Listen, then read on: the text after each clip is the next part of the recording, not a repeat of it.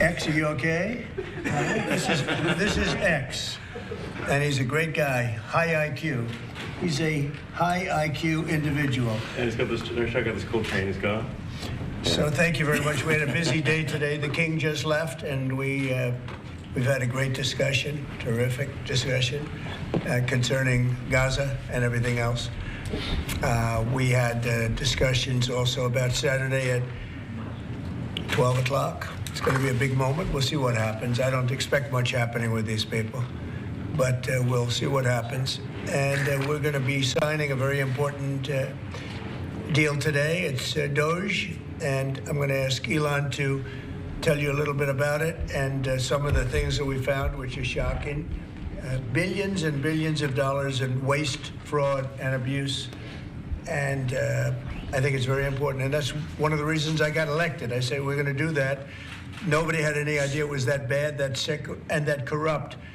And it seems hard to believe that judges want to try and stop us from looking for corruption, especially when we found hundreds of millions of dollars worth, much more than that, in just a short period of time. We want to weed out the corruption.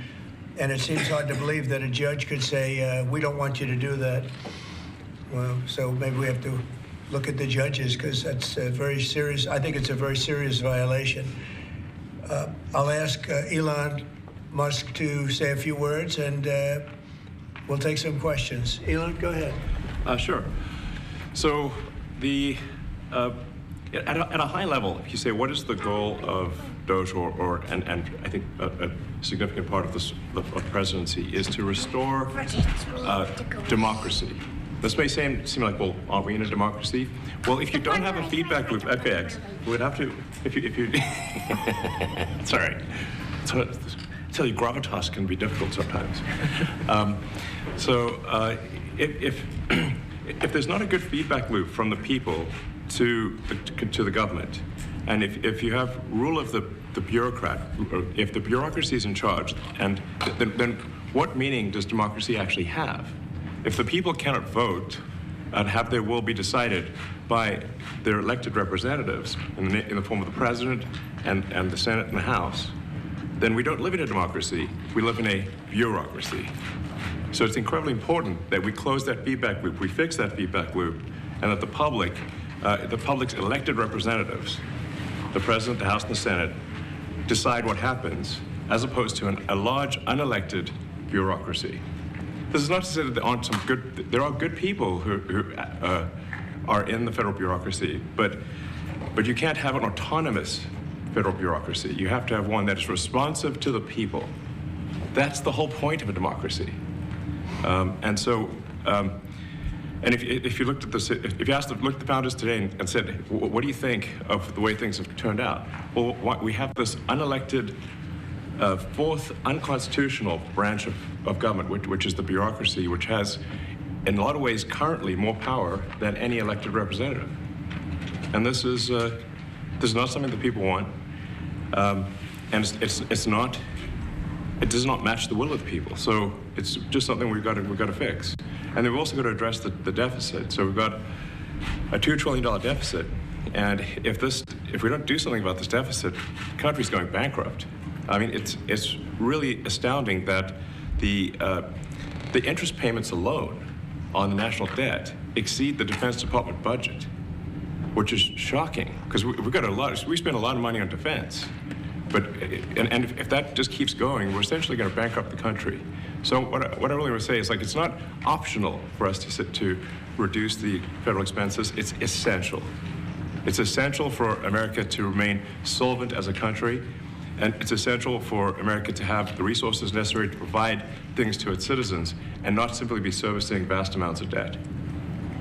And also, could you mention some of the things that your team has found, some of the crazy numbers, including the woman that walked away with about 30 million, right, etc.? Well, we do find it sort of rather odd that there are quite a few people in the bureaucracy who have ostensibly a salary of a few $100,000, but somehow manage to accrue tens of millions of dollars in net worth while they are in that position, which is you know, what happened at USAID. We're just curious as to where it came from. Maybe they're very good at investing, in which case we should take their investment advice, perhaps. But just there seems to be mysteriously they get wealthy. We don't know why. Where does it come from? And I think the reality is that they're getting wealthy at the taxpayer expense. That's the honest truth of it.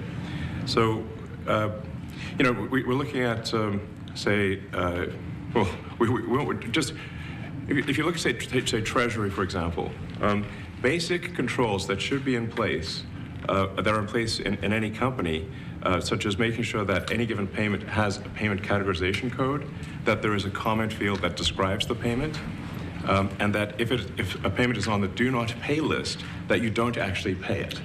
None of those things are true currently.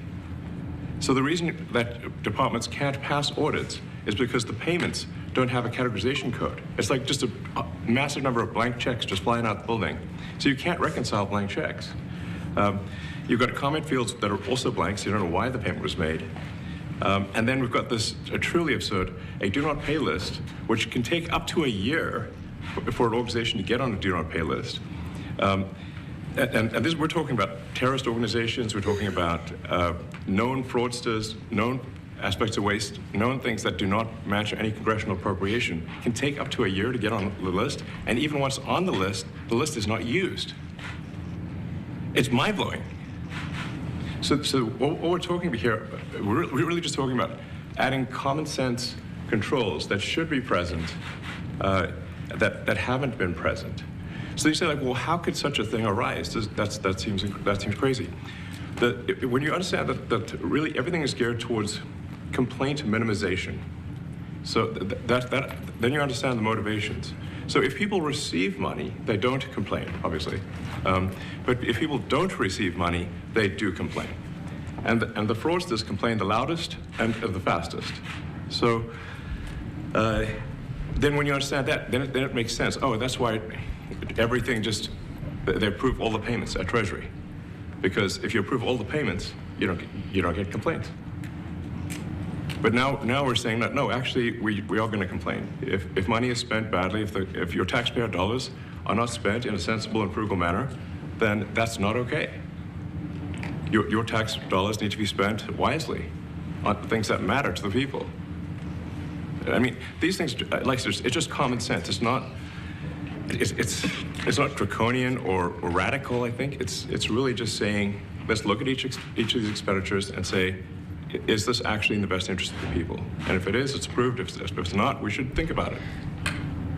So, you know, there's crazy things like just cursory examination of Social Security, and we've got people in there that are 150 years old. Now, do you know anyone who's 150? I don't. Okay. They should be on the Guinness Book of World Records. They're missing out. So, you know, that's a case where, like, I think they're probably dead. It's my guess. Or they should be very famous, one of the two. And then there's a whole bunch of Social Security payments where there's no identifying information. Well, like, why is there no identifying information? Obviously, we want to make sure that people who deserve to receive Social Security do receive it, and that they receive it quickly and accurately. I'll tell you another crazy thing. So, you know, one of the things is, like, we are trying to sort of right-size the federal bureaucracy, just make sure that this. Obviously, there need to be a lot of people working for the federal government, but not as many as currently. So we're saying, well, okay, well, if people can retire, you know, with full benefits and everything, that would be good. They can retire, get their retirement payments, everything. And then we were told, this is actually, I think, a great anecdote, because we were told, no, the most number of people that could retire possibly in a month is 10,000. We're like, well, why is that? Well, because all the retirement paperwork is manual on paper. It's manually calculated, then written down on a piece of paper. Then it goes down a mine. And like, what do you mean a mine? Like, yeah, there's a limestone mine where we store all the retirement paperwork. And you look at a picture of this mine. We'll post some pictures afterwards. And this mine looks like something out of the 50s because it was started in 1955. So it looks like it's like a time warp. And then the speed, then the limiting factor is the speed at which the mine shaft elevator can move determines how many people can retire from the federal government. And the elevator breaks down sometimes, and then nobody can retire. Doesn't that sound crazy? There's like 1,000 people that work on this.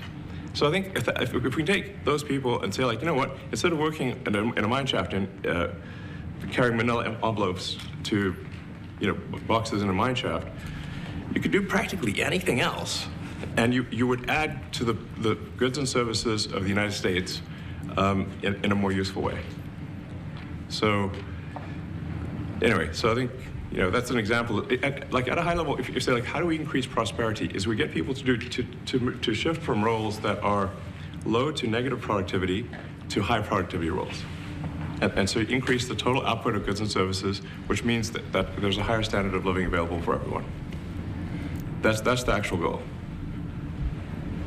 Everyone's very quiet, by the way. So people normally this quiet? Your detractors, Mr. Musk. I have to what? Including a lot of Democrats. I have detractors? You do, sir. I don't believe it. Say that you're orchestrating a hostile takeover of government and doing it in a non-transparent way. What's your response to that criticism? Well, first of all, you couldn't ask for a stronger mandate from the public. The public voted. We have a majority of the public voting for President Trump. We won the House. We won the Senate. The people voted for major government reform. There should be no doubt about that. That was on the campaign. The president spoke about that at every rally. The people voted for major government reform, and that's what the people are going to get. They're going to get what they voted for. And a lot of times, people that don't get what they voted for, but in this presidency, they are going to get what they voted for. And that's what democracy is all about. Mr. Musk, the White House says that you will identify and excuse yourself from any conflicts of interest that you may have. Does that mean that you are, in effect, policing yourself? What are the checks and balances that are in place to ensure that there is accountability and transparency? Well, we actually are trying to be as transparent as possible. In fact, we post our actions to the Doge handle on X and to the Doge website. So all of our actions are maximally transparent. In fact, I don't think there's been, I don't know of a case where an organization has been more transparent than the Doge organization. So, and the kind of things we're doing are, I think, very, very simple and basic. They're not, what I mentioned, for example, about Treasury, just making sure that payments that go out, taxpayer money that goes out, is categorized correctly, that the payment is explained, that organizations on the do not pay list, which takes a lot to get there, that actually are not paid, which currently they are paid. These are not individual judgment decisions. These are about simply having sensible checks and balances in the system itself to ensure that taxpayer money is spent well. So it's got nothing to do with, like, say, a contract with some company of mine at all. But if there is a conflict of interest when it comes to you yourself, for instance, you've received billions of dollars in federal contracts when it comes to the Pentagon, for instance, which the president, I know, has directed you to look into. Yeah. Are you policing yourself in that? Is there any sort of accountability check and balance in place that would provide any transparency for the American people? Well, all of our actions are fully public. So if you see anything, you say, like, wait a second, hey, Elon, that seems like maybe that's, there's a conflict there. It's not like people are going to be shy about saying that. They'll say it immediately, Including you yourself. Yes. But transparency is what builds trust, not simply somebody asserting trust. So not somebody saying they're trustworthy, but transparency, so you can see everything that's going on. And then you can see, am I doing something that benefits one of my companies or not? It's totally obvious. And if we thought that, we would not let him do that segment or look in that area if we thought there was a lack of transparency or a conflict of interest. And we watch that also. He's a big businessman. He's a successful guy. That's why we want him doing this. We don't want an unsuccessful guy doing this. Now, one thing also that Elon hasn't really mentioned are the groups of people that are getting some of these payments. They're ridiculous. And we're talking about billions of dollars that we've already found. We found fraud and abuse. I would say those two words as opposed to the third word that I usually use, but in this case, fraud and abuse. It's abusive because most of these things are virtually made up, or certainly money shouldn't be sent to them. And you know what I'm talking about. It's crazy. So, but we're talking about tens of billions of dollars that we've already found. And now a judge who's an activist judge wants to try and stop us from doing this. Why? Why would they want to do that? I campaigned on this. I campaigned on the fact that I said government is corrupt. And it is very corrupt. It's very, very, it's also foolish. As an example, a man has a contract for 3 months and the contract ends, but they keep paying him for the next 20 years, because nobody ends a contract. You got a lot of that. You have a contract that's a 3-month contract. Now, normally, if you're in a small, in all fairness, it's the size of this thing is so big. Yeah. But if you have a contract and you're in a regular business, you end the contract in 3 months. It's a consultant. Here's a contract for 3 months, but it goes on for 20 years. And the guy doesn't say that he got money for 20 years, They don't say it. They just keep getting checks month after month. And you have various things like that, and even much worse than that, actually, much worse. And I guess you call that incompetence, maybe. Yeah. It could be corruption. It could be deals made on both sides, where the guy gets the money, he kicks. I think there's a lot of kickback here. I see a lot of kickback here. There's a lot of kickbacks. A tremendous kickback, because nobody could be so stupid to give out some of these contracts. Yes. So he has to get a kickback. So that's what I got elected for, that and borders and military and a lot of things, but this is a big part of it. And I hope that the court system is going to allow us to do what we have to do. We got elected to among other things, find all of this fraud, abuse, all of this horrible stuff going on. And we've already found billions of dollars, not like a little bit, billions, many billions of dollars. And when you get down to it, it's going to be probably close to $1 trillion. It could be close to $1 trillion that we're going to find. That will have quite an impact on the budget. Yes. And you'll go to a judge where they handpick a judge, and he has certain leanings. I'm not knocking anybody for that, but he has certain leanings, and he wants us to stop looking. How do you stop looking? I mean, we've already found it. We have a case in New York where a hotel has paid $59 million, $59 million because it's housing migrants, illegal migrants. All illegal, I believe. And they were being paid twice the normal room rate at 100% occupancy. Unbelievable. So it's a racket. Mr. Musk, can I ask you a question? You Well, said if I may sort of just going for the president's comments, at a high level, you say, well, what are the two ingredients that are really necessary in order to cut the budget deficit in half from $2 trillion to $1 trillion? And it's really two things: competence and caring. And if you add competence and caring, you'll cut the budget deficit in half.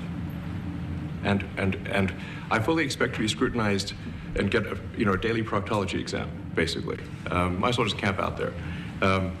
So it's not like I think I can get away with something. I'll be scrutinized nonstop. But with support of the president, we can cut the budget deficit in half from $2 trillion to $1, and then with deregulation, because there's a lot of sort of regulations that don't ultimately serve the public good.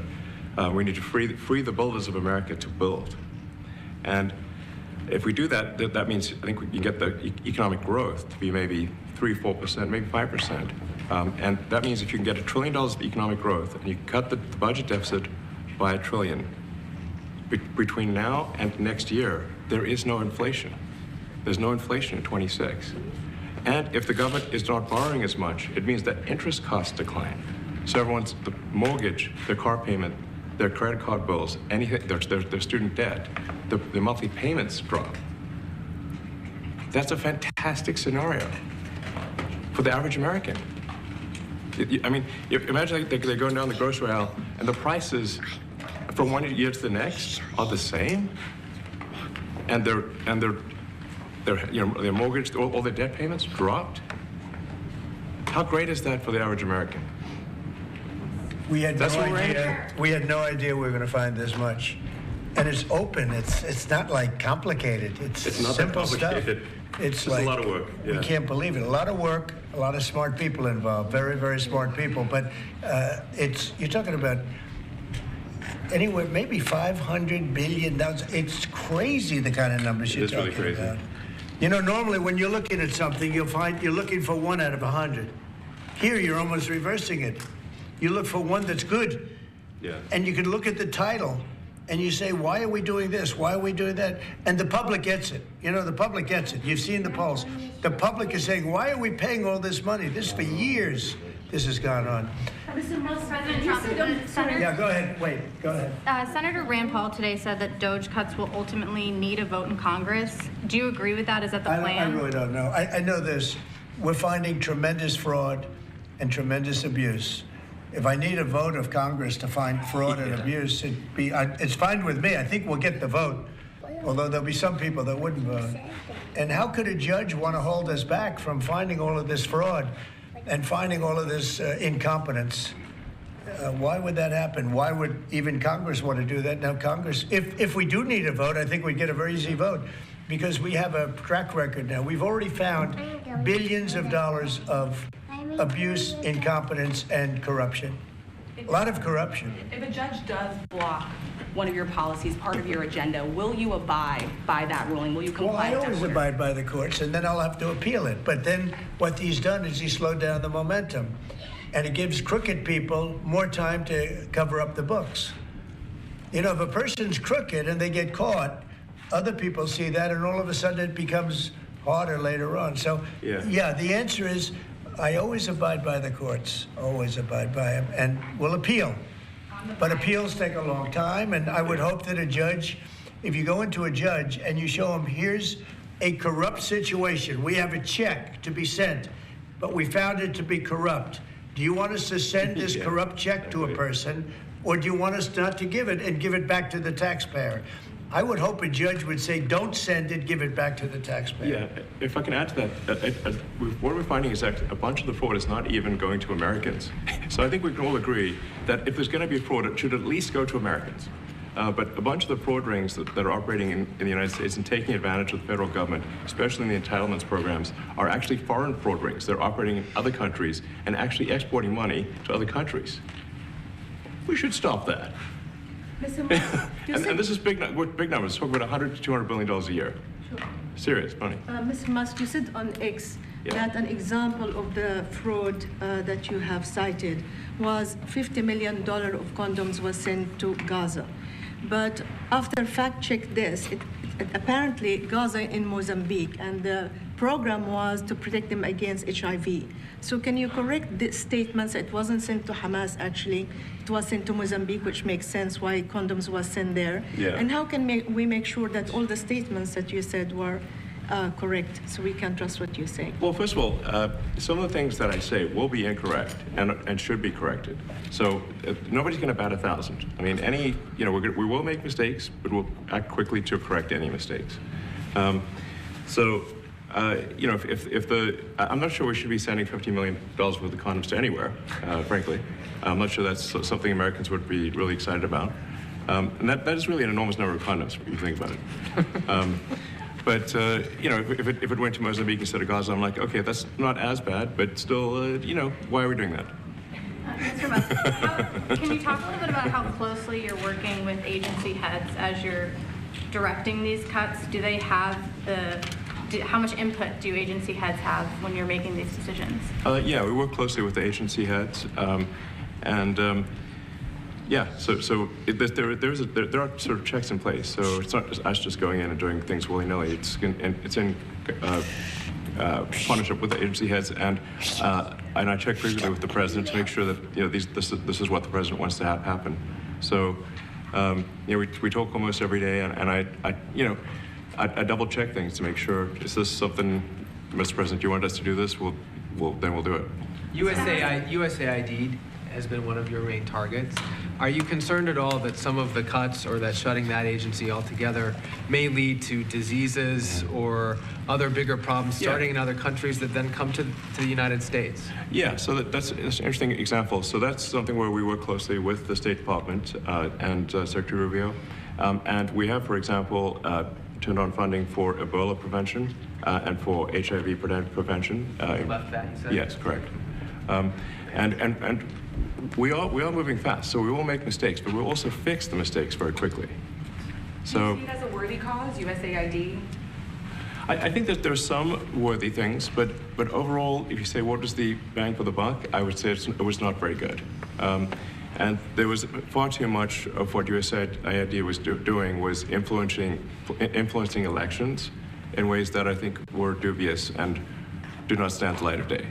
I can just ask a follow-up to the Pentagon contracts. If you have received billions of dollars in contracts from the Pentagon, and the president's directing you to look into the Department of Defense, is that which we a definitely conflict need of to do and interest? are going to do at the president's request. Does that present a conflict of interest for you? No, because you'd have to look at the individual contract and say, first of all, I'm not the one, filing the contract. It's people at SpaceX or someone who will be putting for the contract. And I'd like to say, if you see any contract where where it was awarded to SpaceX and it wasn't by far the best value for money for the taxpayer, let me know, because every one of them was. The president said the other day that you might look at treasuries. Could you explain that a little bit? What kind of fraud, and that question goes to both of you, what kind of fraud are you expecting to see or do you see right now in U.S. treasuries? Yeah, I think you mean the Treasury Department as opposed to Treasury bills, or...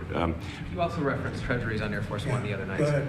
Well, as I mentioned earlier, really, the first order of business is to make sure we're actually collecting... Sorry for this. I thought my son might enjoy this, but he's sticking his fingers in my ears and stuff.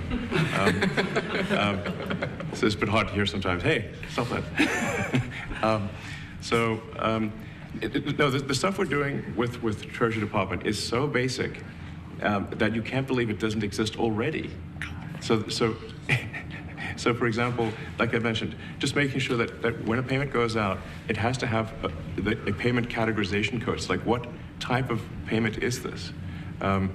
You can't just leave the field blank. Currently, many payments, the field is left blank. And you have to describe what's the payment for, some basic rationalization. That also is left blank. So this is why, the Pentagon, when's the last time the Pentagon passed an audit? I mean, a decade ago, maybe? Ever? Really? And we want to just, in order to actually pass audits, you have to have financial information that allows you to trace the payments. And once in a while, the Treasury has to pause payments if it thinks the payment is going to a fraudulent organization. If a company or organization is on a do not pay list, we should not pay it. I'm sure you would agree. Like, if it's quite hard to get on that payment, the do not pay list, it means that this is someone that is like dead people, terrorists, known fraudsters, that kind of thing. We should not pay them. But currently we do, which is crazy. We should stop that.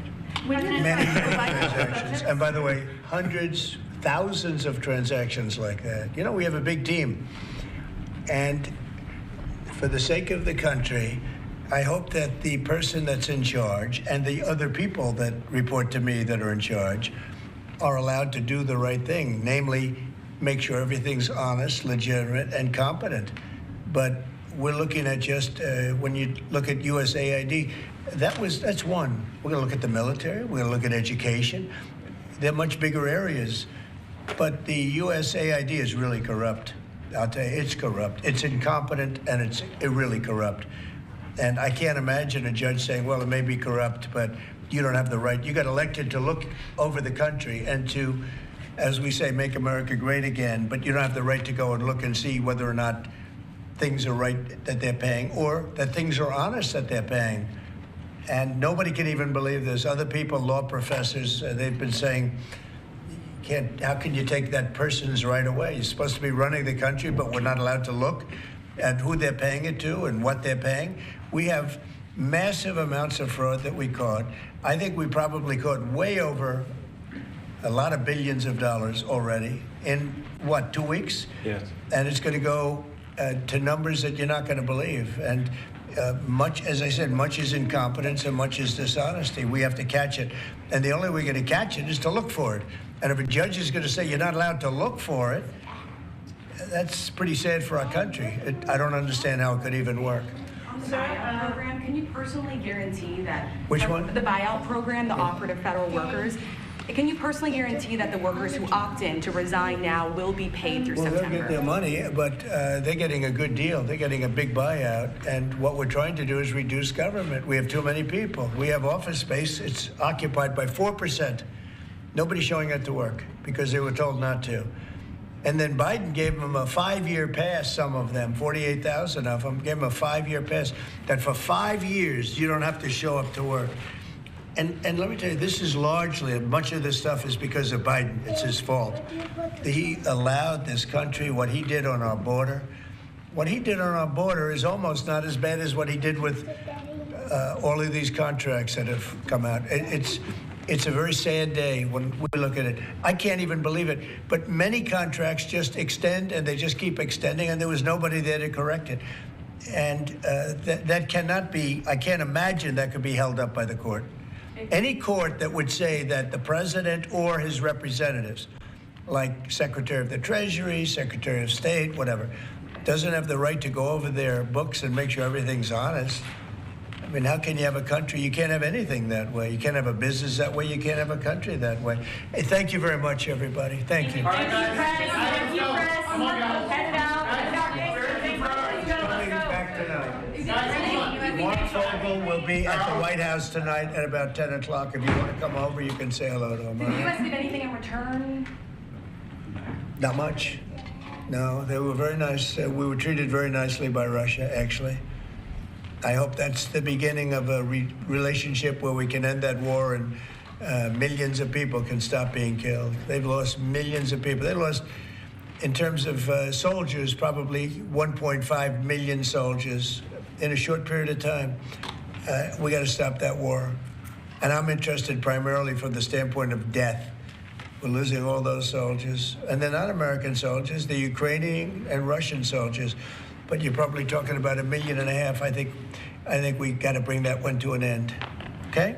Thank you. Thank you very much. Thank you. We're moving. Let's go.